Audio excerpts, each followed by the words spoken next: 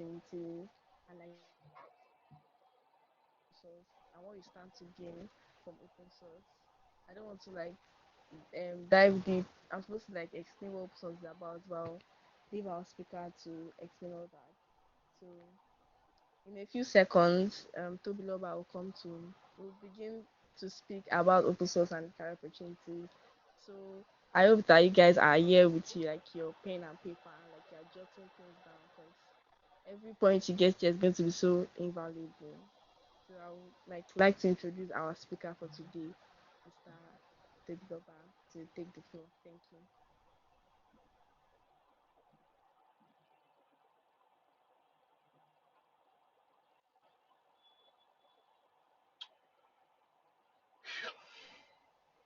Um, are you there, Mr. Tobiloba? Oh yes. Sorry, I couldn't hear you clearly. I didn't know if you're talking to me. Oh Um. yes, I'm talking to you. Sorry. I was introducing you so you can start speaking. Oh, I don't know. Maybe it was just my speaker, but we're not very audible. But yeah. All right. Thank you. Good evening, everyone. So yeah, I'm Tobiloba, and I'm a software engineer, and yeah, I do open source stuff. Yeah, I do. I'm excited to be here today. To talk to you about open source, introduction to open source and its career opportunities. So yeah, so I don't know if I should share my screen. I think I can. Yeah, I don't have like a slides, but I can walk you through something that I want to use. Yeah, so I'm sharing my screen now. Can you see my screen? Yeah, okay, you can see my screen. Nice. Yes. So yeah, I went to opensource.com, supported by Red Hat. If you know, Red Hat is one of the most amazing open source projects out there, and yeah, it's an awesome community. So yeah, and I went there. Now we're going to be using this blog by them to look at what open source is, and later on I can like show you something I'm working on, and some things that I've worked on. It's like give you more pragmatic knowledge, and so that I get to see what um open source. So I guess open source from like a also practical point of view, and real world examples rather. So yeah, so the term open source refers to something that people can modify and share because design is publicly accessible. So yeah, like open source is one of the things that make software development fun, because most of the tools that people in software development use nowadays, or like that you and I use. I don't know if you are if people here are software engineers, or if you build on front end or back end, or if you even do AI. AI is even like the one that is like way more supported. Like like a lot of things have been put in the way to make AI and stuff more easier. Yeah, but like I digress. Yeah, software development nowadays is like rooted in open source. Most of the tools you use, React, Next.js, um, Vue. I don't know what's going on. Please, sorry, you're not audible enough. Wait, you can't hear me. Oh, I can't hear you actually. I can't hear you. Oh, you can't hear me. Okay. Okay. Wait, can anybody else not hear me? Or is it only? I I think it's can hear probably you too. I think it's probably from your end if you can't hear me. Yeah. So yeah, I said I'll speak louder. But yeah, so what was I saying? I was saying something about your tools nowadays being open source, like Vue, React, Svelte. Most of them nowadays build open source tooling, and they ship it out there for it to be publicly available, so that anybody can like see it, use it, test it out, use it, modify it. Some people even fork some of these popular open source projects. And fork is like you just copying a project. Um, yes, like you taking the project then copying it for yourself so that you can use it as your own project. Yeah, but that there's like some complex licensing things surrounding forking though. But yeah, like I mean fork like FRK. But yeah, moving on. Yeah, what is open source software? So open source software is software with source code that anyone can respect. Yeah, there was some bits about the open source way here, like something that most commercial open source projects nowadays use. So we open source, there is free and open source software, and there's commercial open source software. Free open source projects, they one way or the other don't like are not technically a company, and then commercial open source projects most times are a company. That's like a very um that's like the very basic difference between both of them. Let's just be that way, like not to overcomplicate with terminologies. So yeah, it says open source software is software with source code that anyone can inspect, modify, and enhance. And source code is the power of software that most computers don't ever see. Like it's just yeah, you don't ever see source code. Like I mean, you don't expect me to send you source code and it will run on your machine. You probably just get the compiled version or something like that. So programmers who have access to a computer's program source can improve that program by adding features to it. I don't know if anyone here uses Linux or if they use any Linux distro. That Linux distro is probably sorry, give me a minute.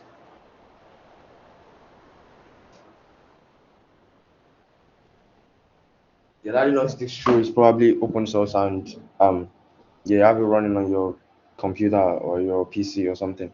So yeah, like that's like that the bit about that. So the difference between open source software and other types of software. So some software like I don't know if possibly some people work in companies or you work in a team of you and your guys that are building something, and then you like create put it in a private repo, and then only people have access to it because you are building something or maybe a hackathon project or something like that. So that software only like you, your organization or something that created it have access to it. You decide what features you add to it, and you have like that independence or something that okay you can share it to people on the team and all that stuff. You obviously don't share it to some stranger in some part of the world to like take a look at your code base and be doing something.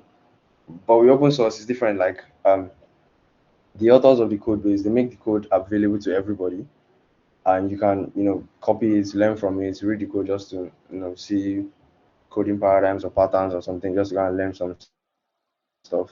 And yeah, you can even change it if you want by making pull requests. I'll get into those terminologies later on. So yeah, as they do with proprietary software, users must accept the terms. So there'll be like terms and conditions. I mentioned a bit about projects having licenses. So licenses is a very is another topic on its own that I might not touch base on, but like you should be aware of it that projects tend to have licenses, and when you see a project, you should like probably go through the legal terminologies and done like yeah, because there's been like cases where people actually steal open source projects and then they make them into their own company and launch an open source project as a company, and because they yeah I mean yeah, people have done that in the past, so it's not a big deal. Like yeah, but it's something that you should read licenses for so that you are aware of. So if you are doing it too as well, you should be aware that there's probably a license there that is waiting to grab you if you steal an open source project. um, I mean, technically, it would be stealing when you breach the terms of the license. So you need to be aware of licensing and the different kinds of licenses that are aware and stuff like that. So yeah, just stay heads up. So open source licenses affect the way people can use, study, modify, and distribute software. In general, open source license grants computer users permission to use, for the purposes and stuff like that. Yeah, there's also copyleft licenses that anyone who releases a modified open source program must also release the source code for that program alongside it. Yeah, exactly. So yeah, you can like check that out as well later on. But by design, open source software licenses promotes collaboration and sharing because they permit other people to make modifications to the source code and incorporate those changes into their own projects as well.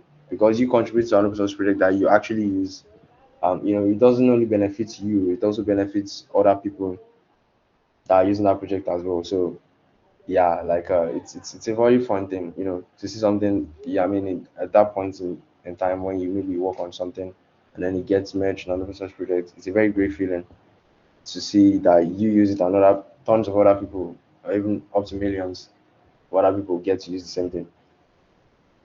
Yeah, I mean, like yeah, at that point.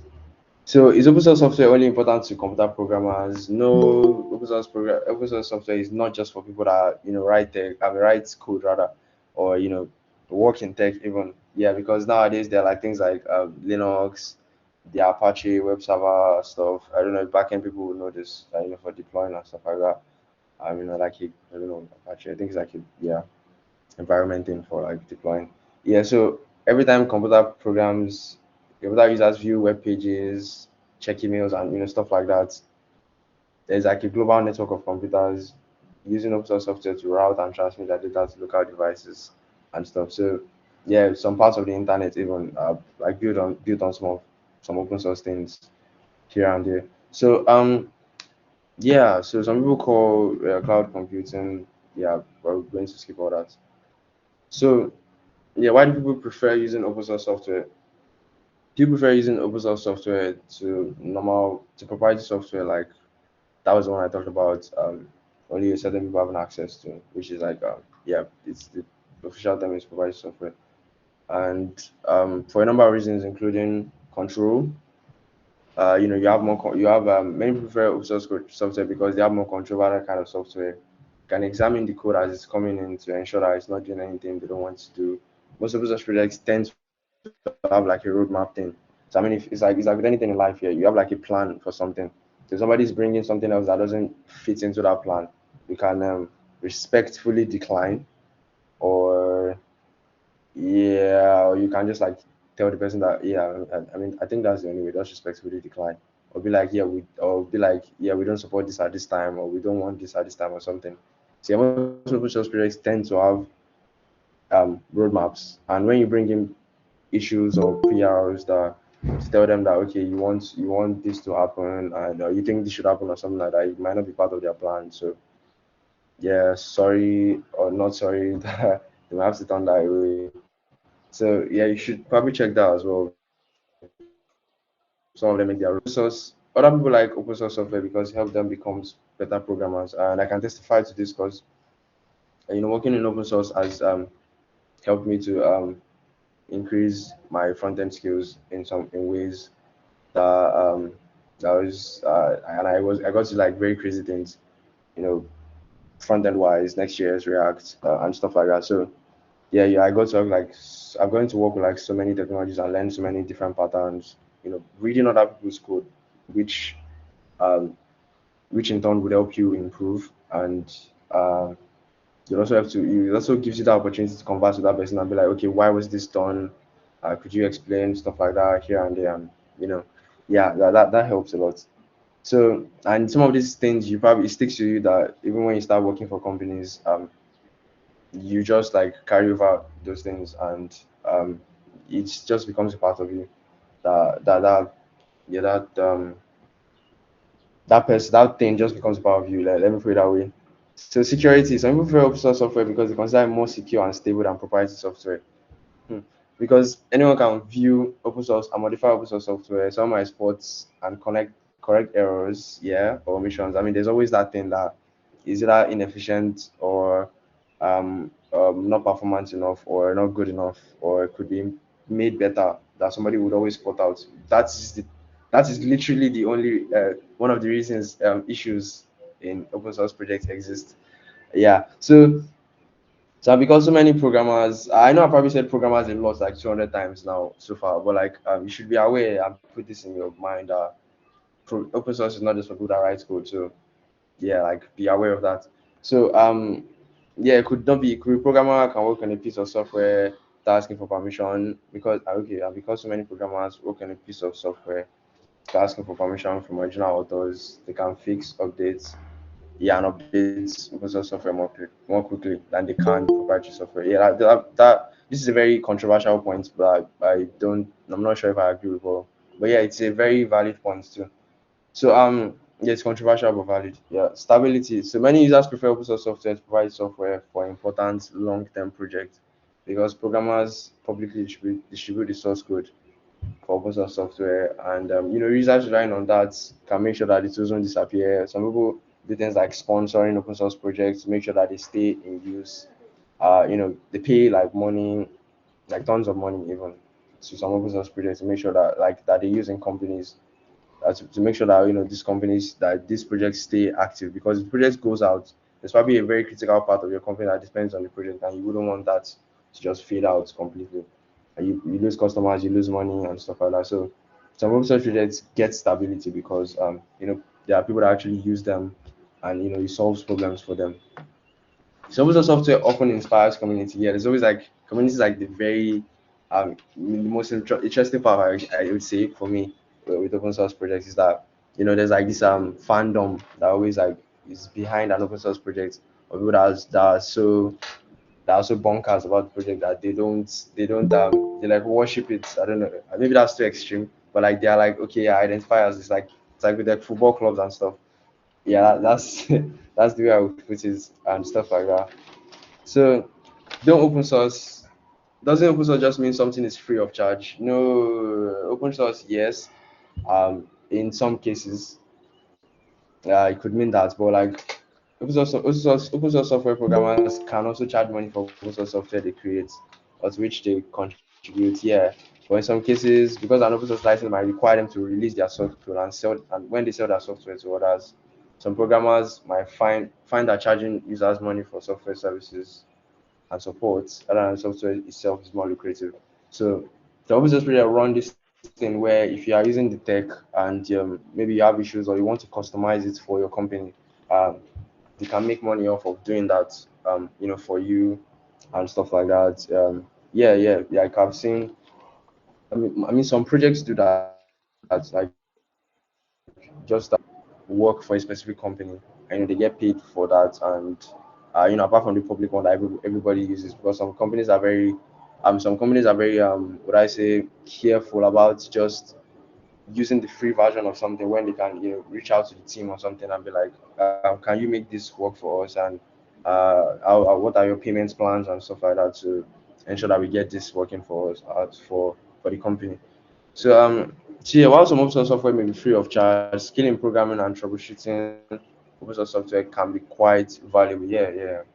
Many employers seek to hire programmers with experience working on open source software. It has happened tons of times where people working on open source project before they became companies get hired, and they work for some of them. But like, not to send the wrong message here, that shouldn't be the primary reason why you work on an open source project.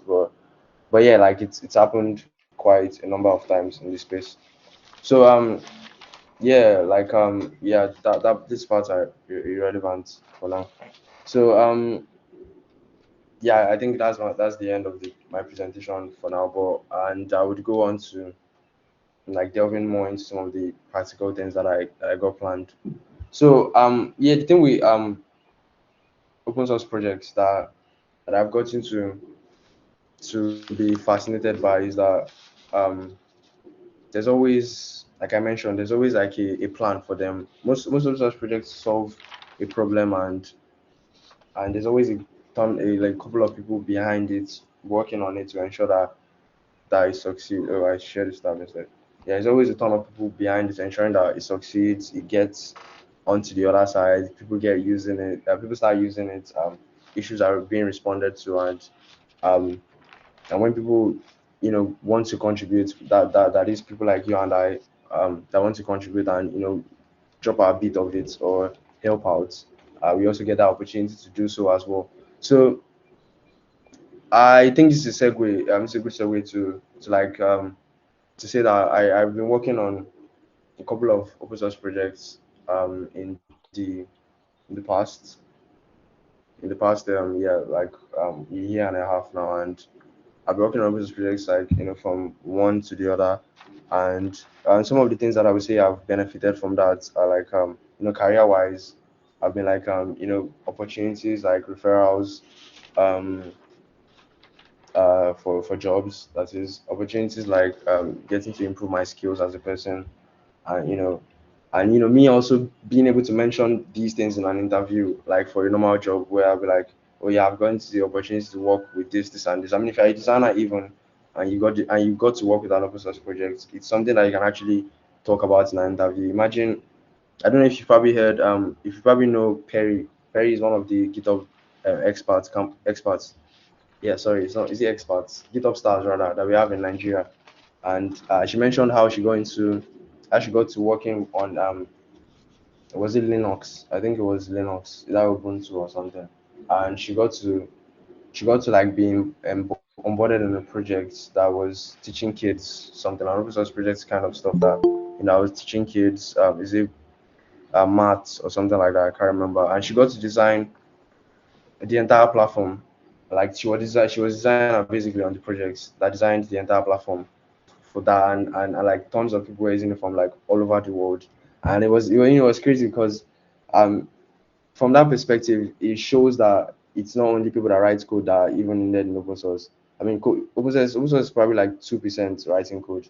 The most of the other stuff that happens is open source, like community stuff, getting things set up, creating a space for people to be able to contribute, tracking issues, triaging pull requests, and stuff like that. So yeah, like you probably heard open source used a lot, and around if you're here right now, it means you're probably in one way or the other interested in open source, and you would probably have noticed that most people that are in open source are programmers, but um not to discourage you for being here because open source is for everybody, and whether you're a programmer, or you're a writer, or you're anything, you can work in open source. And one of the places that people that do open source use a lot is are tools like platforms rather like GitHub. So you can use GitHub, GitLab. There are so many places that an open source project can exist on, but GitHub is just a very popular place for open source projects. I think Linux exists on GitHub and React as well. So many of these front end frameworks or frameworks in general exist on GitHub. I'm not sure if PHP or some other things exist here, but so many big projects and so many small scale or medium scale projects exist here on GitHub, um and GitHub is just a platform that is like built, what I say, it's for like collaborative software development, which is what makes it easier to actually use um for open source, and it uses something called Git. So I think I should probably show that. Let me go to Git. So Git is like a tool that makes it easy. It's like a, let's say, version control system thing. So the way Git works is that it helps you keep track rather of like changes from like version 0.0.0 of your project, to like as you get to add more features and it gets increasing. It's like that tool that helps you keep track of changes as they are made in your software, and as you record them on like a system. Yeah, it's a system that has like the ability rather to like keep track of that entire process. So GitHub is like a platform that is built to integrate seamlessly with Git, such that it gives you the opportunity to be able to you know yeah do uh make changes to your project, um to your project, or to whatever thing it is you are building, and stuff like that. So I don't know if that bit was helpful, but I just thought to chip that in, and mention and call those things out. So one project I'm working on currently is Akiru, and Akiru is Japanese for open. So yeah, not to send the wrong message. I don't watch anime. I just yeah I just I happen to like the name because the project is exciting. But yeah, Akiru is Japanese for open. So yeah, on the project, it's like AI built with the concept of decentralization, and we mostly are just trying to make AI more accessible. Actually open.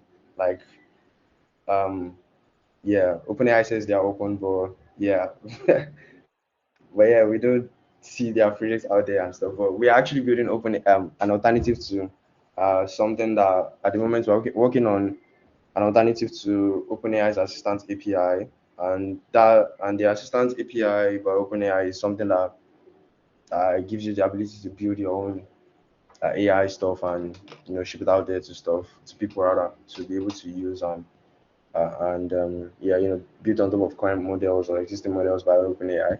But what we are doing is something similar to that, but we're actually making it open source and decentralized as well, such that anybody can run the AI on their machine, and somebody somewhere else can be using the AI from your own machine to communicate. You might not have a very powerful enough computer, where you'll be able to run like models and interact and ask questions or build your own model, maybe your own AI from a model, yeah, from somewhere else, yeah.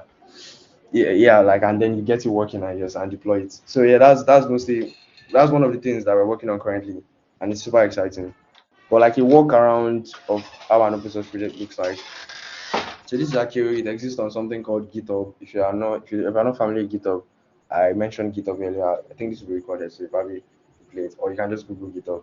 So yeah, and we have a GitHub organization, and yeah, we have like a description, something called a README for the GitHub organization, where we talked about the project. We highlighted certain things about the project. We dropped our roadmap. If you remember earlier, I mentioned something about the project having a roadmap, things, features we are looking to build on, or what we currently have in the plan for what the project should be and stuff. Yeah, and how to get into it, and contacting us and licenses. So we use MIT license. It's like the free one. Like you can clone it and stuff, and it has some terms and conditions. I'm not sharing my entire screen, so let me just click on this here. You can see what the license looks like. So this is the license from the Open Source Initiative website, like the official, what I say, standard stuff where you can find anything regarding open source. So yeah, you check out the Open Source Initiative.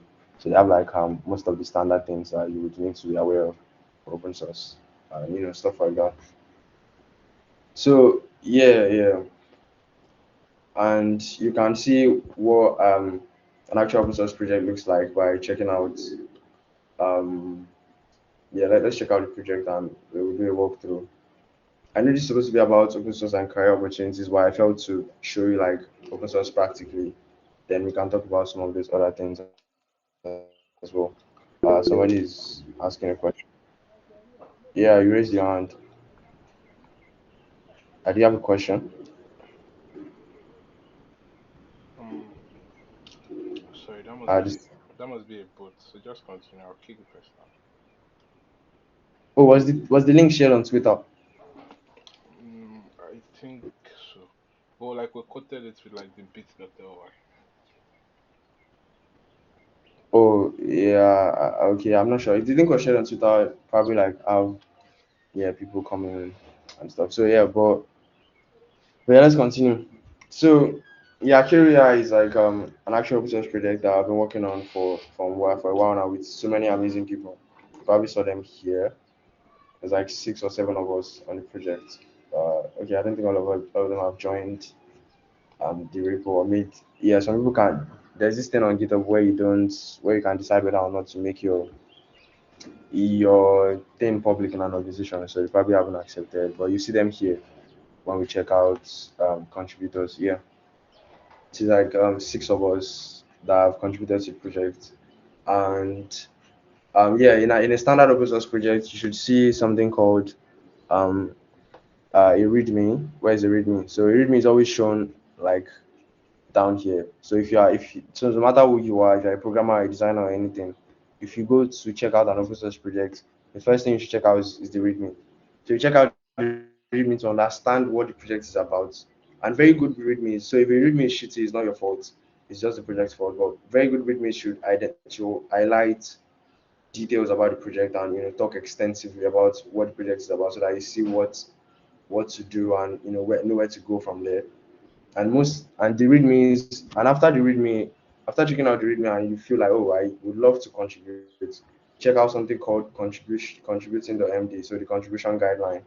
So you can like click to route to it, go to the contribution guideline and check out the contribution guidelines, like, okay, what are the things I should know before contributing, or what are the things I should know to make myself to understand how to contribute. So you look through those and understand, the project overview, how to get started. If it's a project that requires you to run on your machine, or if it's a project that you just need to see a website or something or if it's a documentation website where you create contribute to docs, so you understand how the project is structured and you know where to attack it from, and stuff. And yeah, after that, you check out the code of conduct for the project, what the community is like, standard procedures, standards. If you are joining the community, that is, if you are probably joining the Discord to interact with the community, or if you want to know like what the projects, what are their rules and regulations, things they hold very dear, and things they don't condone. Yeah, stuff like that. So check out the code of conduct to be aware of those. And since this is not me actually like making an open source contribution live, I might just walk you through something called issues. So issues is something attributed to a repo, where we create that is created by anybody, a contributor, a maintainer, or any or like somebody that just feels like this should be an issue and they raise it. So, issues are mostly like issues mostly exist because something isn't working. Let me put it that way, or something is expected to be working, or something, or you would like something to be working. Yeah. So like you create issues. You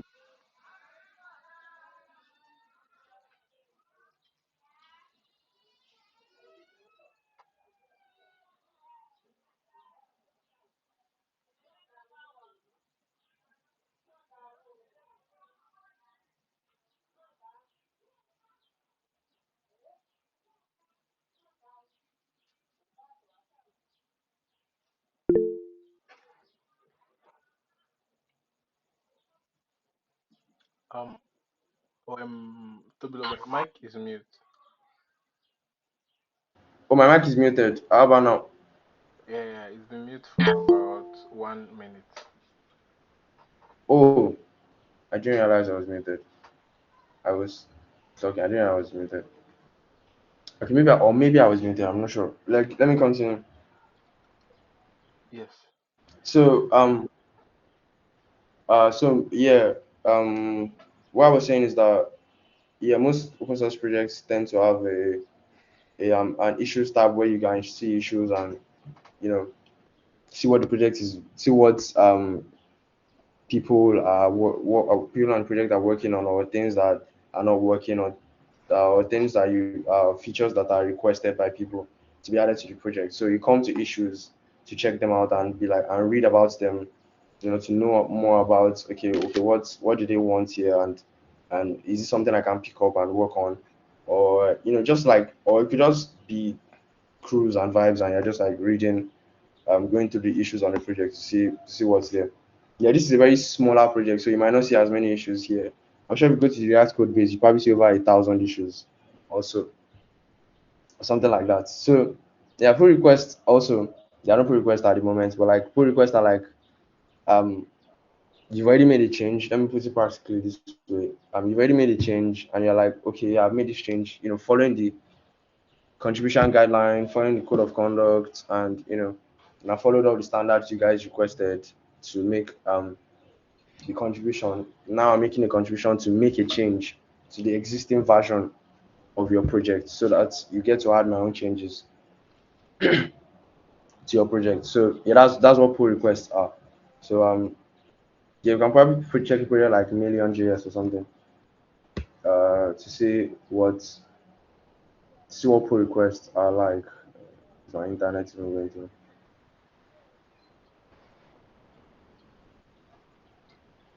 Or is the site down? Or is it that fast? Okay. So we can check out Million's GitHub, or it opens a new tab and share this tab instead. So Million is a much bigger project, and you can from Million you can see things that are you can see things like more. You can see like Million is more of a dev tooling, which is why one of the reasons why I didn't probably like pick it first, because like code.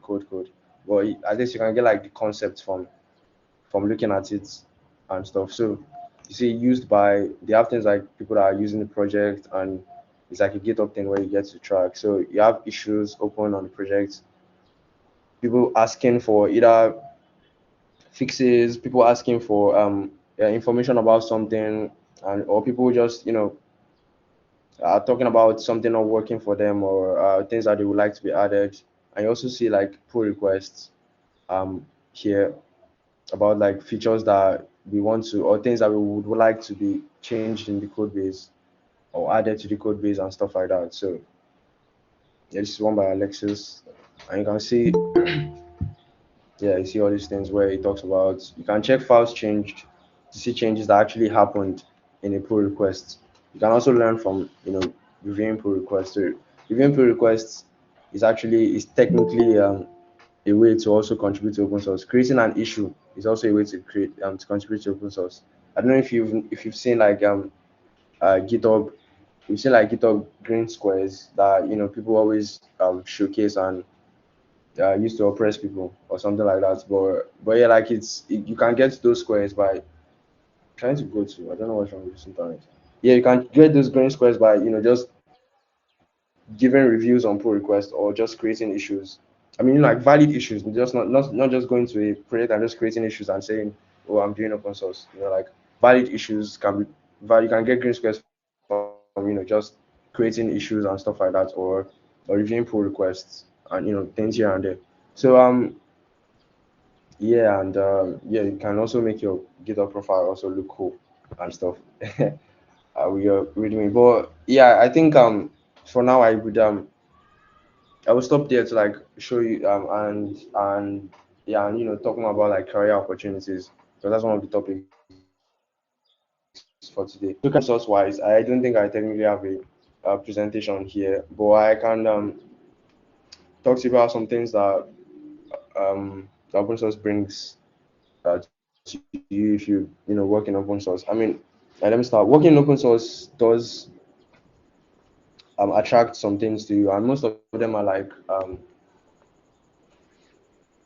they come from like the community aspect of things, and you actually doing the work, and it makes it easier if you work on a project that you actually like because working on projects that you like it's easier. It's like with anything like a hobby. So if you work on something that it's a project that resonates with you on some level, you're always eager to contribute to it because you want to make it better and you want to make it greater, or it's something that you use in your company or in your workflow. You want to make it better, you want to make it have more features.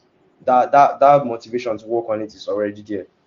Unlike a project where you are like, okay, I just want to work on this project for the sake of open source in quotes. Yeah, you're not actually benefiting anything, or you don't even like the project like that. You just want to do it because some guy said you should be doing open source because it's good. So yeah, but like take your time to find an open source project that you actually like a lot and feel like okay, you want to make an impact from working on this project, no matter how small or big it is. Take the effort to actually check out the project, look through it, and try to work on it. And those kind of contributions hits better because the maintainers will notice that okay, this person is actually legit and they're trying to make a change, and because things like that will show when you are making a contribution.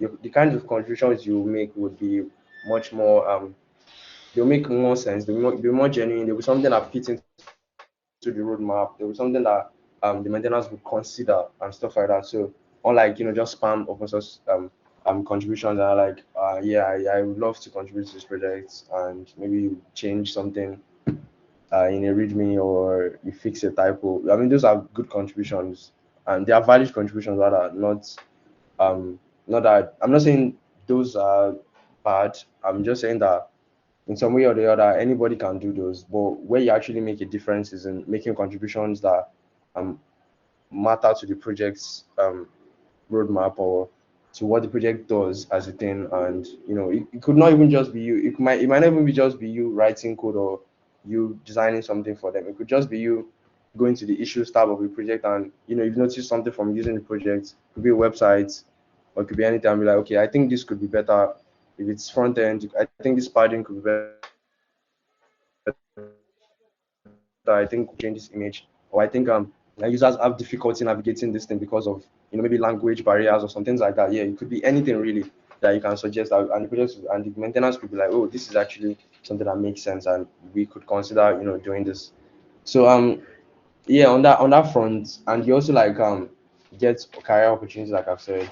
I mean it's like a game of chance thing. It's not a guarantee thing. If you're looking for jobs, you probably apply to them online, and or you do things. But like open source is a guarantee for you to get a job, but it's a possibility that you could get jobs from it because you would probably work for with engineers and with people rather that work in some of these top companies because most of them still in one way or the other work in open source, people that work, engineers at Google work in open source, engineers at React work in open source, engineers at, React is technically Meta, which is Facebook. I mean, engineers at MetaMask work in open source, and you get to like meet people like these along the way working in open source. They might refer you for things, and even the project you're contributing to could be like, okay, this person is actually very active and they've made so many valuable things, done so many valuable things to the project.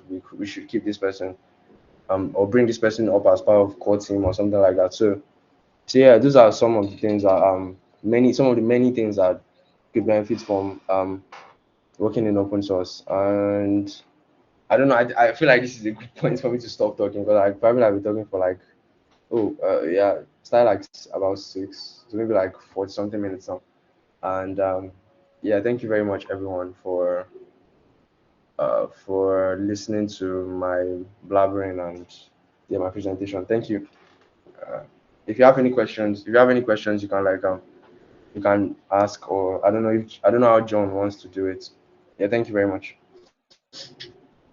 All right. Thank you very much, Tobiloba.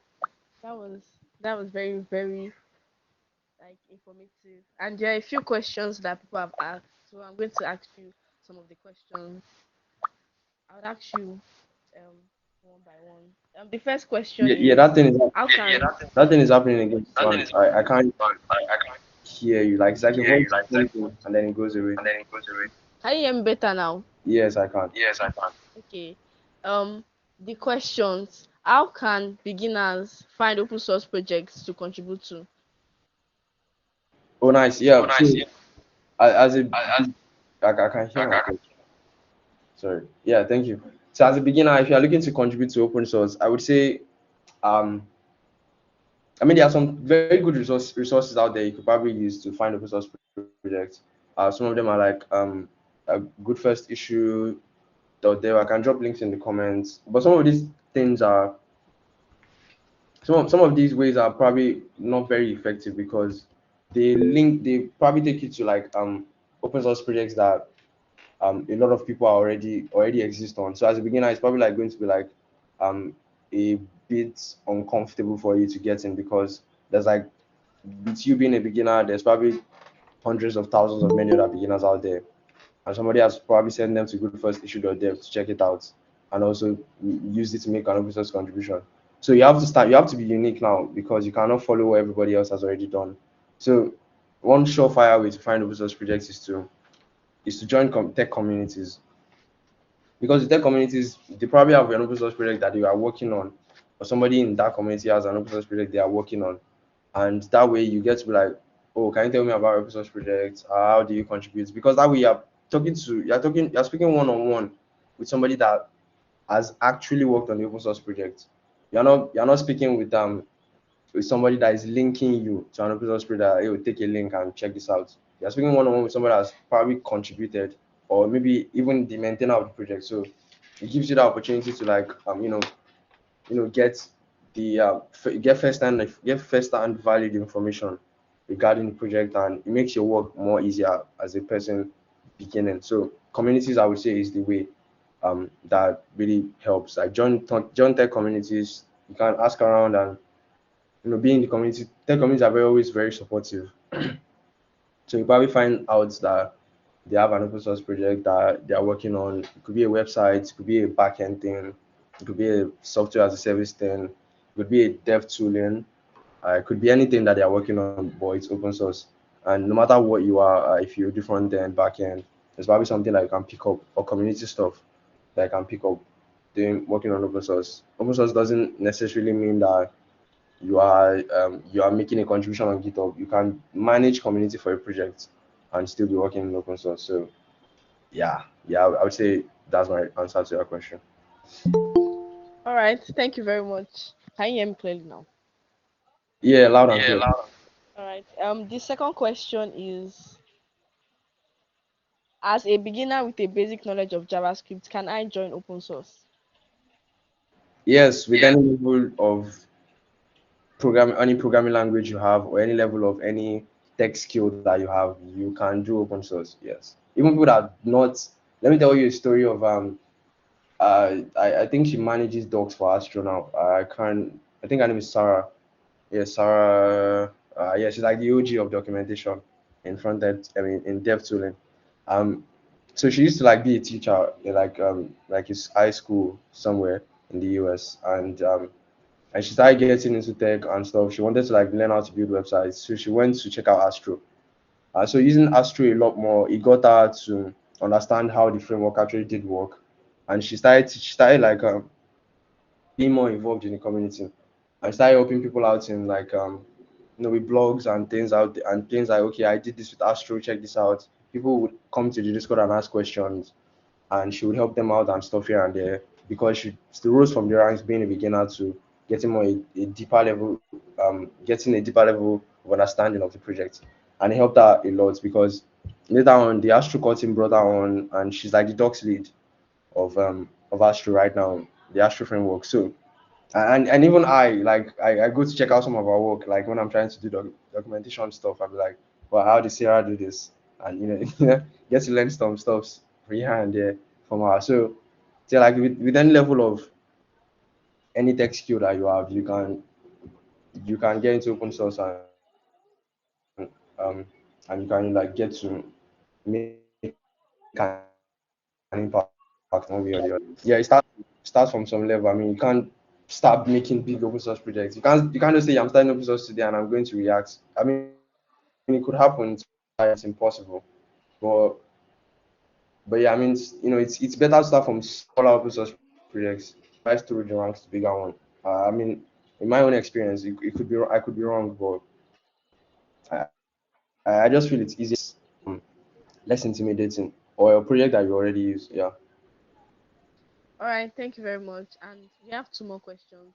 Also, I want to ask if there's anyone that also has questions, that also have any questions to ask. They can also ask it. But we have two more questions right now. And one of the questions is, what advice would you give to beginners who are interested in contributing to open source projects but may feel intimidated or unsure of where to start? I can't hear you again. Oh, okay.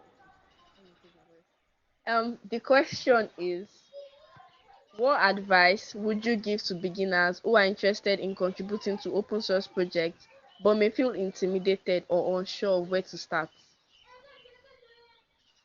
Yeah, I would say do it, do it in being do it being intimidated, I guess. I don't know if that's correct grammar, but like do it that way regardless. Like just do it, like Nike says. But yeah, just like check out the open source project, and you know it's better, like I said, to start from a community, because most people in open source communities for a project are nice. I mean, they are looking for help. Open source in one way or the other is like free work.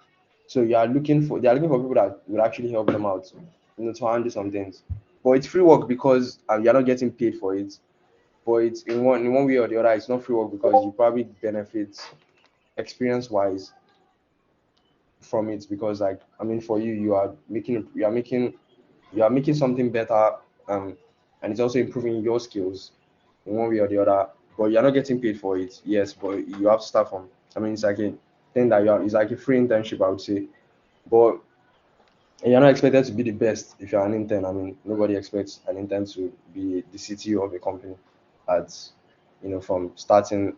I mean, as an intern, nobody's hiring to come and be a CTO. So I mean, like regardless, just do it anyways. Like I mean, figure it may be a very tedious process that will take you so much time, but like there's that fulfillment that comes after your contribution makes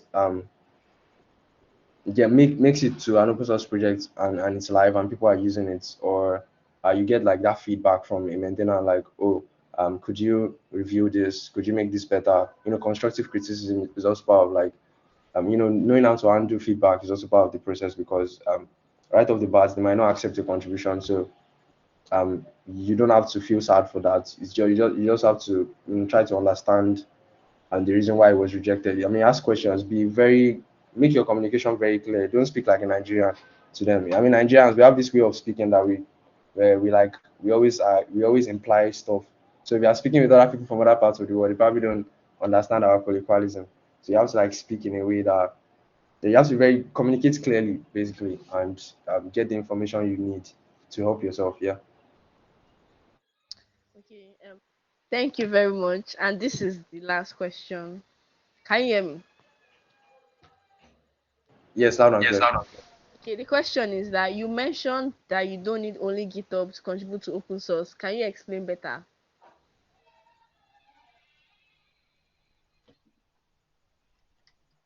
Sorry, did you Yeah. hear me? Yes, I sorry, I heard you. Sorry. So yeah, what I meant by that is that yeah, I mean technically you don't you GitHub is a great way to it's a great place to go to make an open source contribution, but making an open source having to do an open source contribution can happen anywhere really because you are not um because every project doesn't technically exist on GitHub, but GitHub is a great place to make contributions to an open source project, and there are some roles that you probably don't even need GitHub for. Like I said, community stuff. It's probably you just being active in the communities in the project Discord or the project Slack or something. Um, or you can make a contribution really by you just speaking to the maintainers of the project or speaking to contributors of the project to try to clarify things with users or something. I don't know. It could be anything that probably doesn't involve GitHub, but GitHub just happens to be a primary place. Let me put it that way. It happens to be a primary place where most open source projects live. So it might be a good idea to learn how GitHub works if you want to start doing more open source projects and contributions. But and GitHub is very easy to use. It's not a platform built for coders, so you can actually learn how to use GitHub and just to figure things out. But yeah, like in my own experience, you probably won't doing open source work. Probably you won't be using GitHub up to like 60%. You'll be using GitHub to like let's say about 60% of or 50% of the work you'll be doing, and the other percentage is like things that are off GitHub. Yeah, like speaking with contributors or triaging issues, getting things set up with users, handling feedback or something that does not in one way or the other would be away from GitHub. Yeah, mostly community stuff. Okay, thank you very much. I know I said that was the last question, but we have one more question. Can I go ahead? Yeah, sure, sure. Okay. The question is, can I ask for money from contributors, or can I see a project that will pay me to contribute? Should I read it again? You said, can I ask for you? Yeah, Can go. I ask for money from contributors, or can I see a project that will pay me to contribute? Yeah, this person is very, yeah, very. I like that question. Very direct and, but yeah, like I've worked on some projects. I mean, I think it's only million. Yeah, only million. Yeah, and there was a point where we're using this platform called. You can check out Agora. So Agora is a platform. Is it Agora or Agora? Let me actually Google this and maybe share the link. So Agora, yeah, Agora is a platform that does open source bounties. So and I remember on Million them we used to have like some open source bounties of like $300, but you had to solve a very relatively difficult problem. Or some projects will probably pay you less, but it depends on the complexity of project. So Agora is a platform where you can go to and you can like work on projects and work on bounties and get paid for them. I'm trying to share the link. I don't know what's going on. So yeah, and yeah, you can if you're working on an open source project and you're asking for money, that's a huge red flag. So I mean, if you were the person that was being asked for money, you would count yourself a red flag. So just look at it from the perspective of the person. It's like the normal things in life, like it's like you saying if I slap somebody, would they be annoyed at me or something like that? So I don't know. That's the but yeah, like I don't know if you get my point. I'm not trying to be dismissive. I'm just like trying to try to make you see from the other person's perspective or something like that. So yeah, it's like yeah, that's a very red flag thing to do. But you can check out Agora. So you can check out agora.io. Oh my god, I don't know if it works. probably need a VPN to access the website. There's this weird issue with uh with um with Vassell websites and or Nigerian ISPs. So you probably need Starlink or VPN to access it. VPN is probably more direct to access. Yeah, but you can check out agora.io. I shared the link, and you can check out open source bounties. So these guys they pay you for issues that you fix. It's like a place where several projects are on, and they charge. They like attribute money to like every open source contribution. So you can go there and like be like and scroll through to find any project that fits your skill set or you think you can work on, pick up an issue and yeah, work on them. I know a guy that came to Million one time and he fixed like I think like three issues then, and each were ranging from like $30 to like $75 each. So yeah, he made some quite some cash when working on issues. We actually did make a valuable contribution that we needed because I mean for a project to put a bounty on a project, I mean on an issue, you know that it's something that they need to be done or nobody wants to work on and it's a very difficult thing or it's a very tedious task or something. So yeah, if you are about the money and you want to make open source while doing that, and check out Agora, but make sure you are up to the task as well before getting on those. It's be a huge embarrassment if you are not able to. Yeah, I'm just being realistic. Sorry, I'm not trying to be brutal. I'm just being realistic. I'm just sorry for the huge embarrassment what I said. But yeah, thank you very much for that question. All right. Thank you very much for your answers, and thank you very much for the informations you shared with us on open source and its career opportunities. We'll be rounding up now. If there's no more question or nobody has anything to add, thank you very much, Tobiloba, for sparing your time and talking to us. I will speak for everybody and say that we really learned a lot from today's event. So thank you very much. Yeah, And man. if that will be all, that's the end of the event. Thank you very much. Joel, do you have anything to say? No. Thank you very much, everybody, for joining. Yep. Till the next All right, one. thank you everyone. Thank you everyone for joining. See you guys next time. Bye. Bye everyone.